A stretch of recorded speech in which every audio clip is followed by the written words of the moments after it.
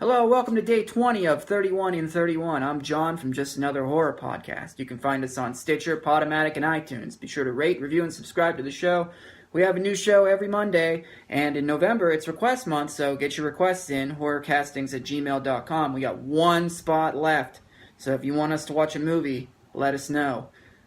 What I watched today was The Battery. It's a movie that Cobra and I both watched once to review, and ended up with about a page total of notes. The reason is this is a photography-driven movie, a cinematography-driven movie. Is that what it... I don't know what the actual term is, but most of this movie is about what you're seeing rather than what's happening, because the actual story is kind of boring. It's basically two people on a baseball team find out the zombie apocalypse happens, and they just kind of, travel around.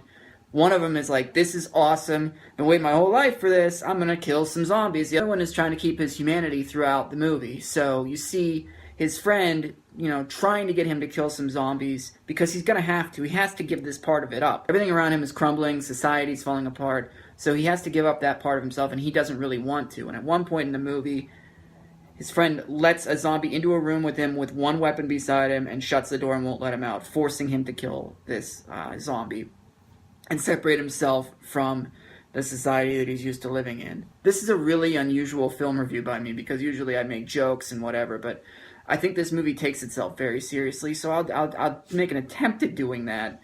I would recommend it. There's one scene that, when I say scene, I'm talking like the entire third act.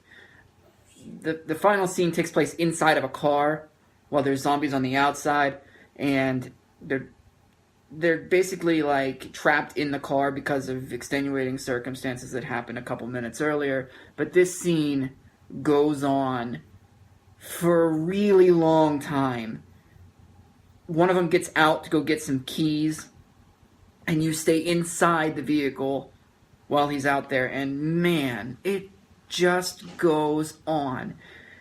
I kind of like it, but it's sort of long, so you really have to have some patience with this movie, but it does pay off. And I really like the soundtrack. It's not too fart rocky. It's not bad. So there's one song in particular I like in the credits at the very end. So overall, low budget, minuscule budget, great cinematography, very simple story. I like this one.